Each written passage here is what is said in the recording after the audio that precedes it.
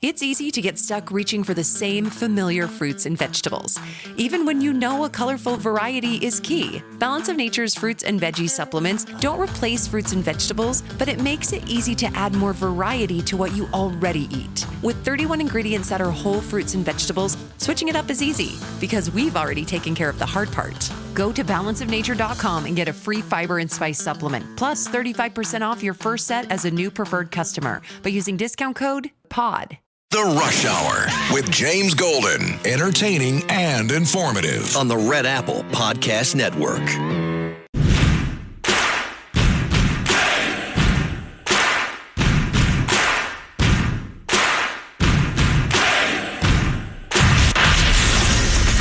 Attention Ditto Heads. Attention Bo Scouts. Goes by the pseudonym Bo Snerdley. It's time for the Soul of Excellence. He is a radio host here in New York. The Rush Hour is on the air. Rush. Now here's James Golden. So Senator Schumer voted no. He wasn't even publicly in favor of all this. Why is this his fault? Oh, look, he orchestrated it. Here are a few of the facts. Senator Shaheen was on this morning saying every negotiation was run by him every day. His number two, Dick Durbin, voted for it. And then did you notice that all 8 senators who voted for it were not up for re-election in 2026? That's not a coincidence. This was done with Senator Schumer's blessing. I think people are more upset that he doesn't just come out and say that. And if you're not going to lead in stopping premium hikes on health care, in preserving the Affordable Care Act, then it's time for you to step aside. Welcome, my friends, to the Tuesday edition of Bo Snerdley's Rush Hour. The anger is palpable. Democrats upset with their leadership in the midst of a failed shutdown, which should be completely gotten rid of by the end of the week. The House of Representatives comes back into session tomorrow. Before we get into the ins and outs, it is so refreshing to see a political party tearing itself apart, engaged in a circular firing squad, and it not be the Republicans. I can't tell you how refreshing that is. But before we get into all of that, it is Veterans Day across this America, and is with every significant American holiday, we call upon the official historian of this show, my dear friend and colleague from days with Rush Limbaugh show. He was web producer with Rush. He is the founder of HistoryAuthor.com. He is a columnist with the New York Sun. And he is also, by the way, a fellow broadcaster as well. Man of many talents. And author, I might add. Not just of history books, but cuisine as well. You know, Carlos, Dean and his wife wrote a book on Greek cuisine. Yes, Carlos is from Greece. Dean, I don't know whether you know that or not. So, no, he never mentioned it, which is surprising, because Greeks usually like to call out other Greeks. Yeah, so Dean Karayanis is with us, ladies and gentlemen. It is Veterans Day. You know, Dean, I mentioned last night to my niece, well, tomorrow's Armistice Day. And she had, and this is not to slight her, of course, no, she had no clue what I was talking about when I said Armistice Day. What day? Armistice Day. And then I said, does the phrase the 11th hour of the 11th day of the 11th month mean anything to you? Were you taught anything about that when you were attending school? And again, and I'm not slighting her at all. This is just the reality. No, we were never taught anything about that. Dean, Armistice Day, which is now known as Veterans Day. Tell us about that day and how it is and why it is important for Americans to honor it. Well, thanks to everybody for listening. First of all, especially through that long introduction, which I appreciate, but I cringe a little bit. I'm not good at taking the compliments, but because I want it to be about the veterans. I sincerely do, and not just the ones who might be listening out there right now that I thank for their service, but those great war veterans, the World War I veterans that you just mentioned, the ones that saw the bloodshed stop on that 11th day in 1919 was the first armistice day, but on the 11th hour, or at the 11th hour in the 11th month, on the 11th day. And I always stick up for them. I always feel that World War I is so much death, so much sacrifice for really no purpose, because we come back for World War II. And a lot of people just want to skip ahead. They only have so much time to learn things in history. I'm sure that's the case with your niece in schools. They only have so much space in a history textbook. So they go and World War II, that's the one we still talk about. That's the one that really redrew the map. World War I doesn't settle much. But at the time, the people who lived through it, that was the Great War. That was a massive conflict, and it did change the face of the country. You had people shambling around for many years that had the injuries from the gas attacks, poison gas, who had lived in the trenches, who lost limbs, just as with the Civil War. And you even had one private, Private Nicholas Gunther. He was the last man killed, the last American killed. And that was when they knew that the armistice was coming, because the people negotiating that treaty had to wait, which I always thought was a little strange. If you decided an armistice, how about we stop the killing right now?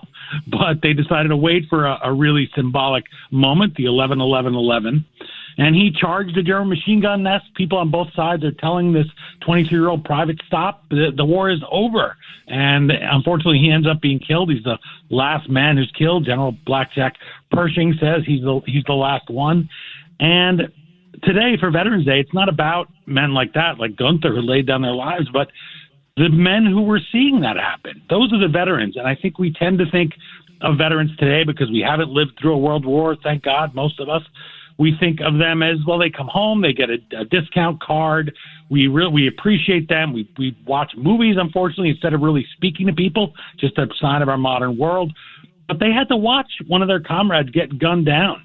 You had George H.W. Bush, the infamous Chichijima incident. He gets shot down, and he's with 8 Navy and Marine airmen, and they all get captured by the Japanese, tortured. There's cannibalism. Some of them are eaten by the Japanese soldiers.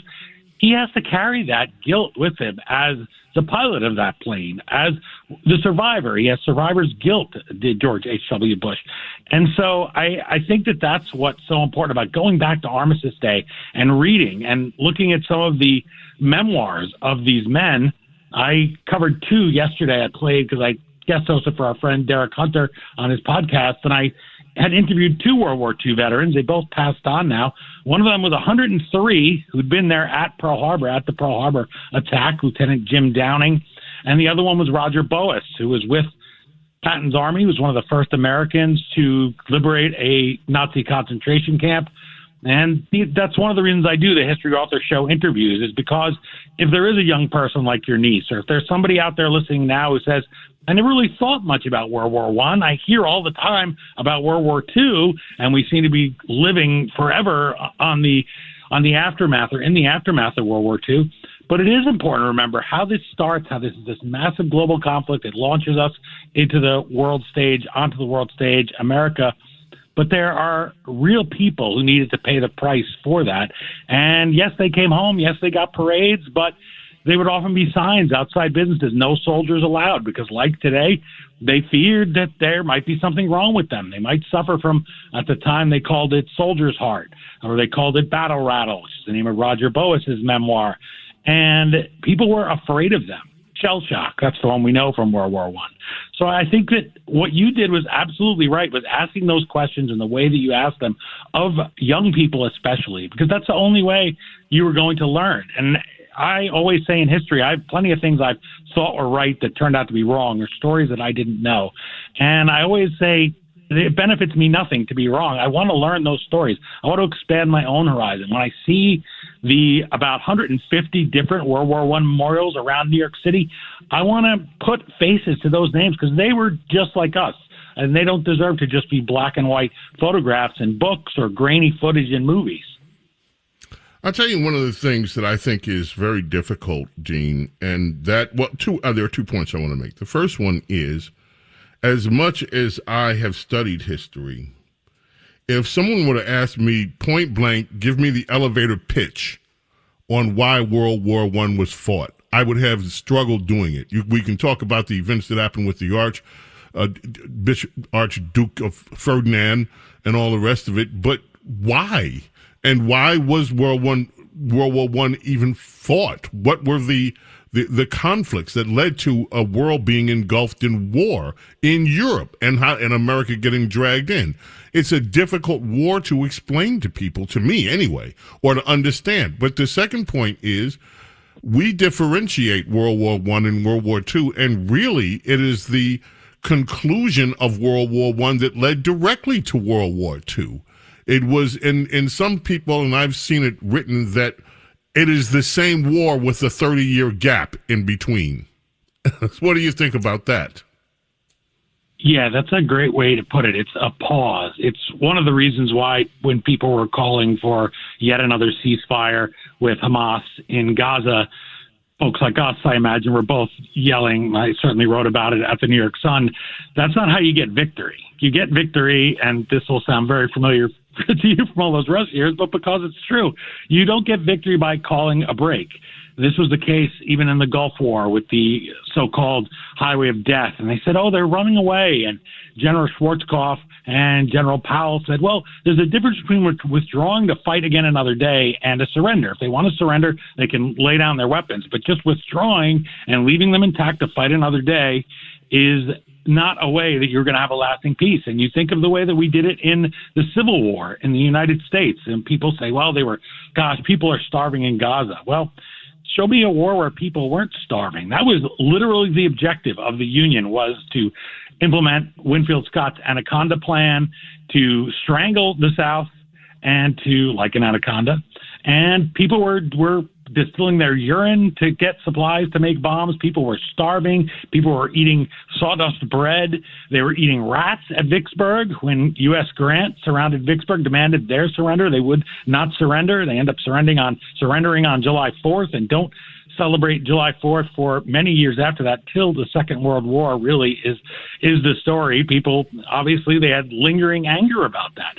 That's what war is. War is not, well, we'll take a break. And this is also, by the way, what the Imperial Japanese hoped. They saw what the U.S. and the Allies did in World War I, and they thought, well, if we can make it really painful for them, they won't make us surrender. They won't force us to lay down our arms, and we can just come back another time and finish the genocide of Asia and put ourselves in control. We won't lose the empire.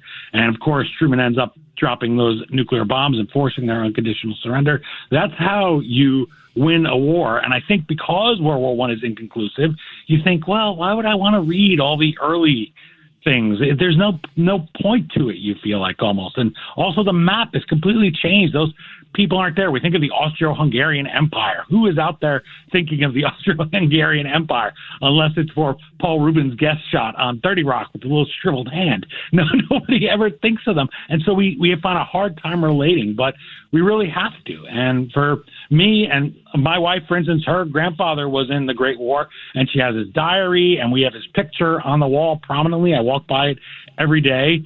And I think it is important to know them, and that helps us know ourselves, and it helps us understand when we vote, when we commit to the country, when we get angry maybe about things in the country, that we have people watching over our shoulders from history, and some of them are still with us now, certainly, some veterans from more recent conflicts. I think it just makes us better citizens, and so go wherever you get it. You don't have to go to historyauthor.com, but I have a bunch of interviews there on World War I. It's a war that starts because I think we forget those things. You know, the Civil War had been a long time before. And as far as the cause of the war, I think you'll approve of laying a lot of it at the foot of Woodrow Wilson as far as the American involvement. I think if Theodore Roosevelt is president that year, if he doesn't run in 1912 and has another shot, he knew all the players. I think he might have calmed things down. And this is something that Lieutenant Jim Downing, that Pearl Harbor survivor I interviewed, said. He said, weakness invites aggression. Keep America strong. He was a big supporter of President Reagan and that peace through strength. So I think that's the answer. Yeah, it's tough to pin down. You say, why did you do it for nothing? But sometimes wars happen that way. James Golden with you here. Snerdley, tell you what, Dean, stick around. We got to move into current day. I'm going to talk about shutdown. So why don't you hang around for that? That war, the political war that's taking place in America. Keep it right here and do not go away. Rush. This is the Rush Hour with James Golden. Snerdley.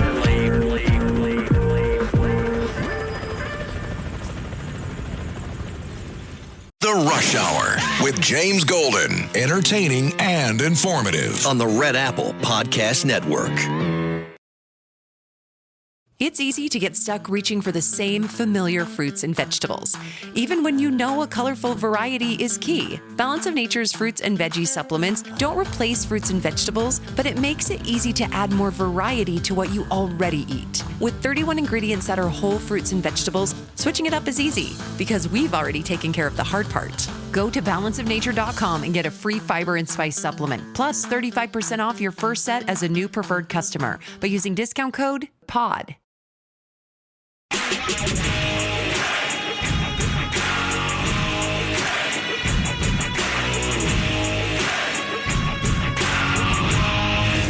James Golden, known popularly as Bo Snerdley. This is the Rush Hour with James Golden. Rush.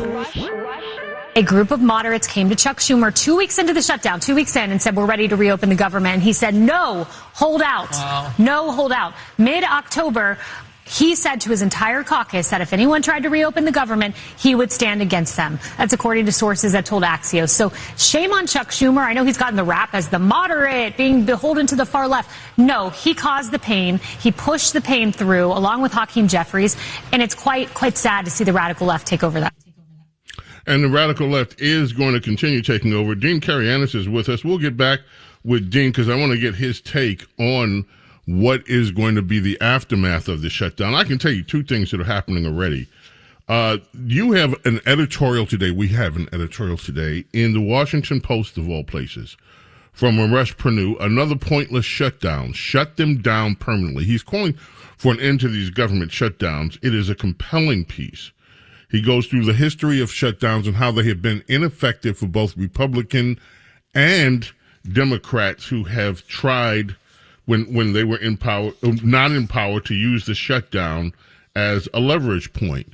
Yesterday, also in the Washington Post, of all places, the shutdown was always going to end like this. This is the editorial board of the Washington Post. They begin by saying when conservatives shut down the government in 2013 over a foolhardy attempt to defund Obamacare, many elected Republicans who knew better went along because they were scared of angry activists. The same exact thing just happened to Democrats, and it's ending the same way, with the same inevitable failure and predictable backlash from their own angry activists. And they also, Washington Post, praised the 8 Democrats who stood up and changed it. Now, anybody that thinks that they didn't try to end this with Chuck Schumer's blessing, guess again. Anyway, we'll be back. We got so much more. So whatever you do, keep it right there. Do not go away. The Rush Hour with James Golden. Entertaining and informative. On the Red Apple Podcast Network.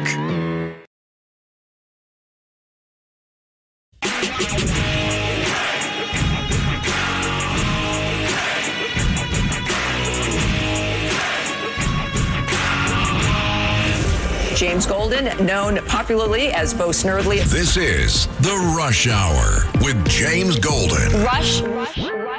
I think my party crossed a line of now putting 42 million Americans with their SNAP benefits and making flying less safe and that kinds of chaos and not paying our military. I mean, that was a red line for me that I can't cross as a Democrat.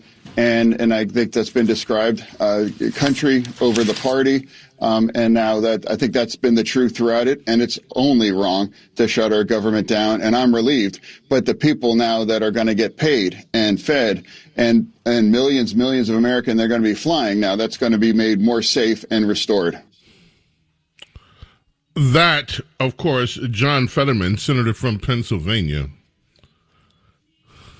James Golden, Snerdley with you here. Dean Karayanis is here, New York Sun columnist, the founder of HistoryAuthor.com, and our show's official historian. Dean, shutdown. What is your take on the impact of this longest shutdown of government in America? Well, gosh, it seems like shutdown season. Earlier every year, they start playing the greatest hits, the shutdown music in October. And boy, again, I would say, what if they threw a shutdown and nobody came? That's how this one felt. That old, well, it was a Great War slogan. We were talking about World War I, but adopted by the hippies and the anti-war movement in the Vietnam era when LBJ was ramping that involvement up. But I think a lot of people are wise to it now, and I think a lot of people are seeing it just as a pantomime. That's usually my word for it. And it's hurting people. It's shooting through your base. It's causing people pain. That's what these shutdowns are designed to do. You remember with the shutdown under President Obama that he was shuttering the World War II memorial, which is outdoors. He was even putting them outside places, historical sites that weren't run by the federal government, such as the William McKinley Library in Canton, Ohio. He was putting cones up. They came out and said, "What is this? We're privately owned," and he's shutting us down. And they put them up at Mount Rushmore, which all you have to do is look up and you can see Mount Rushmore. You don't need guides or bathrooms or other things. That you might sometimes, but the point is they try to make them painful. And if people feel pain, they'll do what we want them to do. And ultimately, this ends up blowing up in Chuck Schumer's face. As you said there, was in your clip. Of course, he's the majority leader. I mean, the minority leader, aspiring majority leader. And I think that they need to find a strategy beyond just we hate Trump. We hate him. We want to say no, no, no, no. It's like 2-year-olds. And I know there used to be that claim the Republicans were the party of no. But you did have Gingrich in there talking to President Clinton. You did have him pushing him on things like welfare reform. There seems to no longer be that little voice in people's heads that says, well, we do kind of have to worry about the people that elect us, probably in part because of gerrymandering and also because of the activists, the lobbyists that you mentioned. That's what this was all about, was just making the lobbyists happy, making the rabid supporters happy out there in their protests, raging against the sky, screaming at the moon. And a lot of these senators, Senator Fetterman aside, is certainly not in this group. And the other 7, it's questionable because they knew that they wouldn't pay a price. And you've had Republicans like Lindsey Graham do that too. By the time I'm up for re-election, Lindsey Graham once said, "You're going to forget all about this," whatever it was. See, I did forget. We were upset about it at the moment. But Snarlin' Arlen Specter, remember, he switched to the Democrats. And what did he say? Well, I did this because this will enable me to win re-election. He was a Republican elected forever, and then he switched. It's about them, and I wish more people would understand that. The people that are dependent on the government for their food and for their lodging and for their homes, I wish they would be freed from that. And I wish that more people would realize if they can give it to you, they're going to take it away from you. You're under their thumb. And I still believe that Americans, at least, have that yearning for liberty. And a lot of people in other parts of the world, but here we're built on it. And with what's happening in New York now, I'm wondering how much longer we're not going to have that conversation like the one that you had with your niece about Armistice Day, and go to people and say, think about having your food taken away. Think about the movie Born Free. Go watch that, everybody. 1966. That lion is unable to fend for itself, and they think it's going to die in the wild. We don't want to be a nation of house cats with the government just taking care of us and watering us, and don't go outside because it's scary.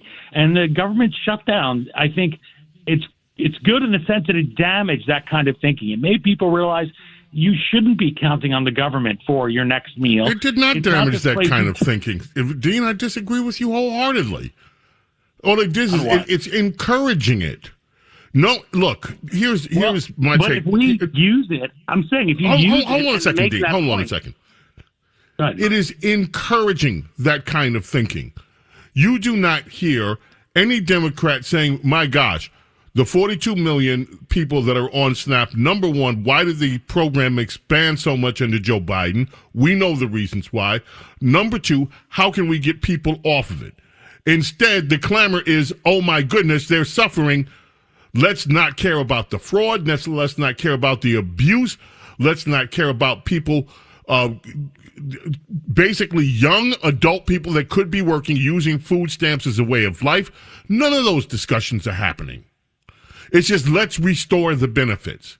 Obamacare, which is the center of all of the pain, according to the Democrats.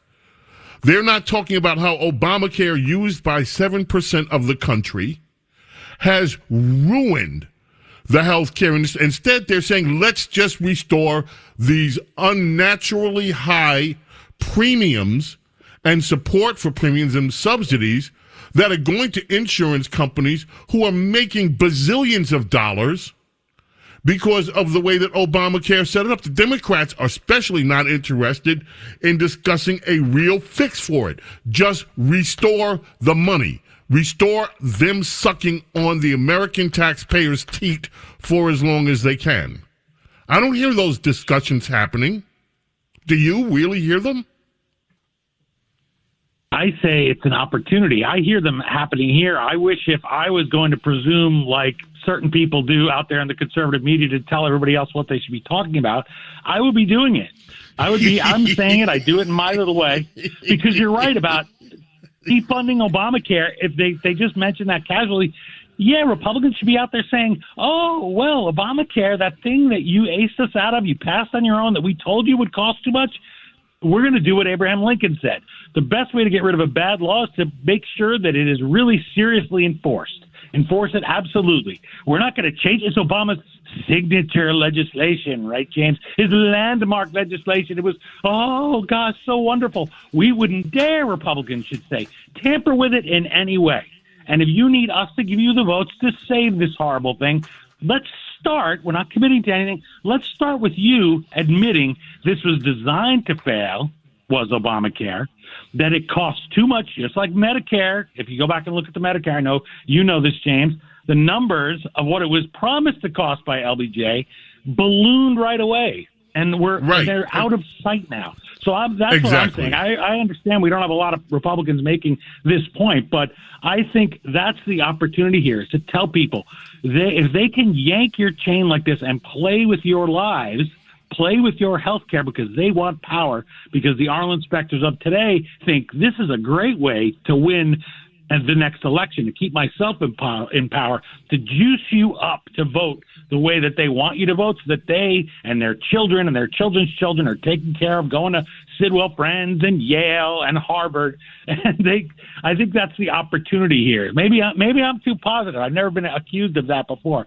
But I know what you're saying. You don't hear that. But that's what I want to hear. That's why I guess I need my own show. I shouldn't just be a guest. But that's my point, though, is it's an opportunity if we have good messaging. If you have Republicans who aren't just thinking about defending Trump, and Democrats are so focused on Trump that I think it's a real opportunity for ideology to use this as what they call a teaching moment. So that's what I mean by that. Well, I'll tell you what, Princess Diana was on with me on and you know her well, editrix of the Limbaugh Letter, of course. We worked with the wonderful, beautiful Princess Diana, and one of the things she pointed out, she went through all the things that Rush warned people about as Obamacare was coming in, including the fact that Rush said, look, just what you just echoed what I had said before, Obamacare was designed to fail. Rush gave a timeline to it.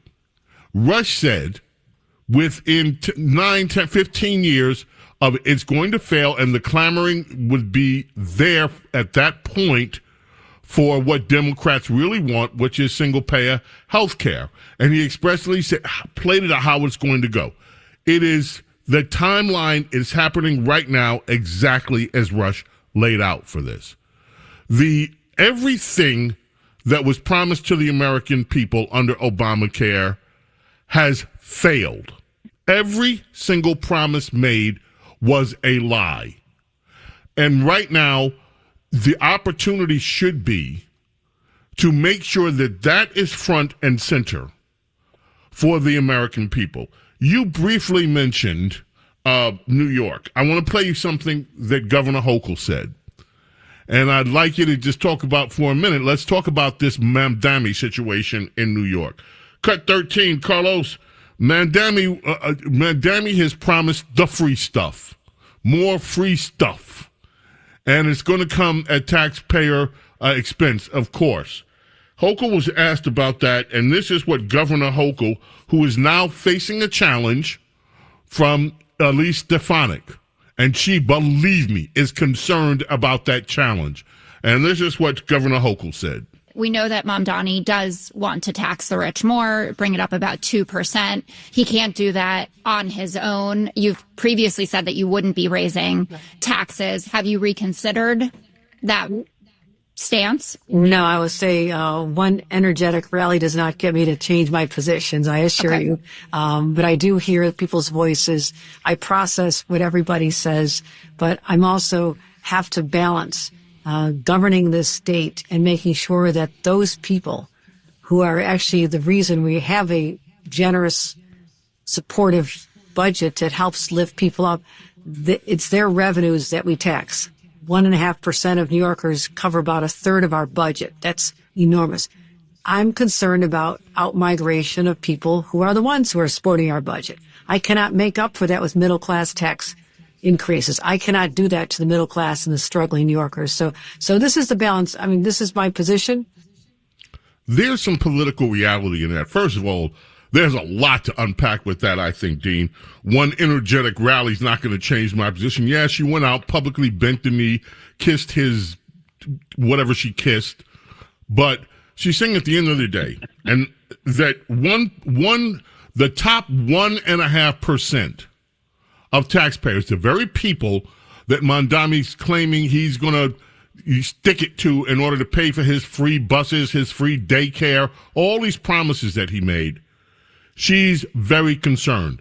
That top 1.5% bracket of taxpayers in New York are responsible for 1/3 of New York State budget.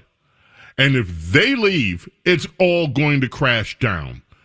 What do you think is going to happen in New York? Do you think that there's going to be a recalibration to accept reality, or people are still going to be expecting all the freebies that were promised with Mamdani?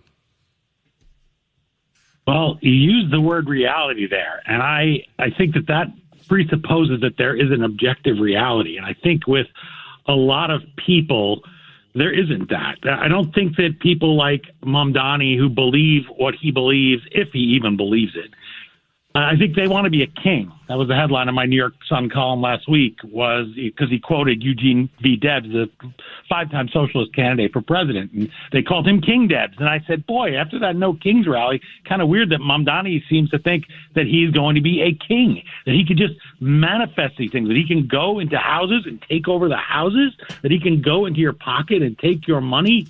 And as for Hochul, I don't trust for a minute that that's a reality she recognizes. I would say this is the persuasion take of a technique of casing. You know, she's going to say the things people want to hear, like Bill Clinton in 1992, I'm going to give you a middle-class tax cut, and I swear you are going to pay less. And then what happened? He was in office for maybe, 3 weeks, 6 weeks? I worked harder than I have on anything in my life, harder even than putting that AstroTurf in the back of my El Camino, but I just cannot give you that tax cut, I promised y'all. And that's what's going to happen here. I think they're afraid. If she's already afraid of Elise Stefanik, what happens when one of Mamdani's minions decides they're going to primary her?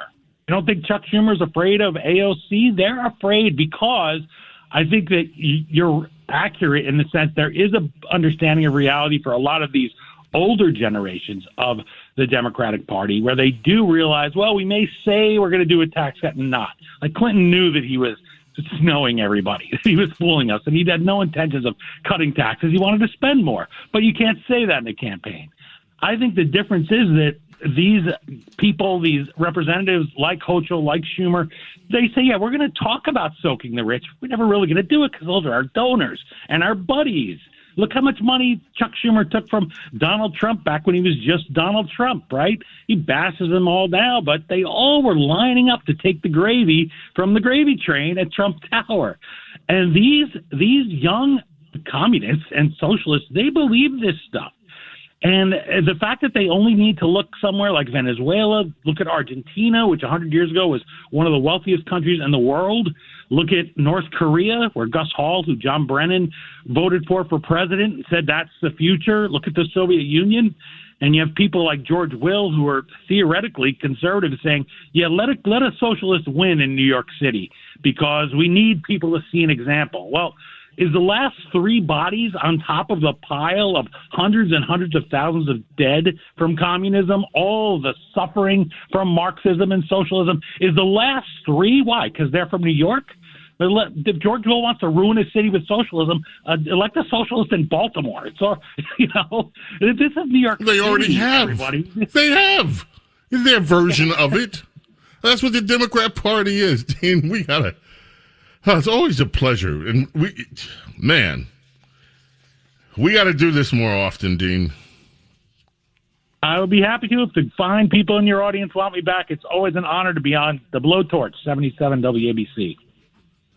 Yes, well, this show is now syndicated, Dean. We are in many, many markets besides New York. So, how about that? Did I insult Baltimore? Sorry, Baltimore. Yeah, they heard you too. So, Dean, thank you so much, man. We appreciate you. All right. Love it.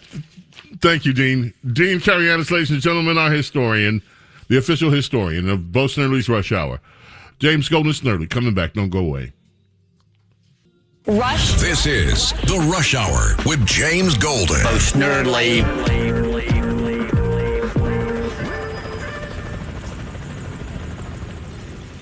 The Rush Hour with James Golden. Entertaining and informative. On the Red Apple Podcast Network.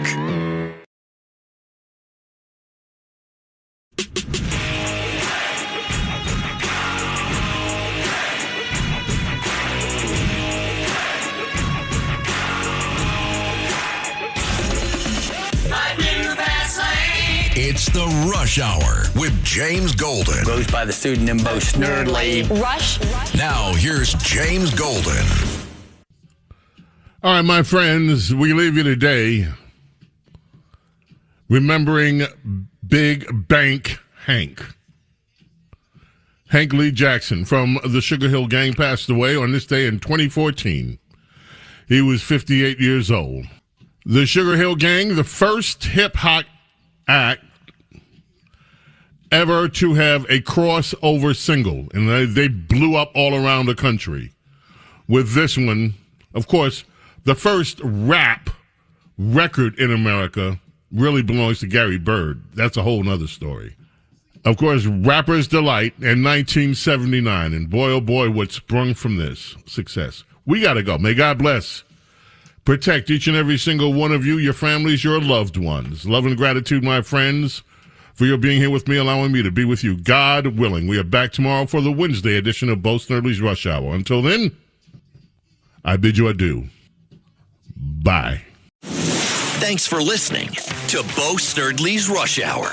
You can hear Bo Snerdley's Rush Hour weekdays at 4 on 77 WABC. If you like the podcast, share it with your friends and listen anytime at WABCRadio.com and download the WABC Radio app. Hit that subscribe button on all major podcast platforms. Plus, follow WABC on social on Instagram, TikTok, Facebook, and X. See you next time for a new episode so you never have to wonder. What the heck is going on here?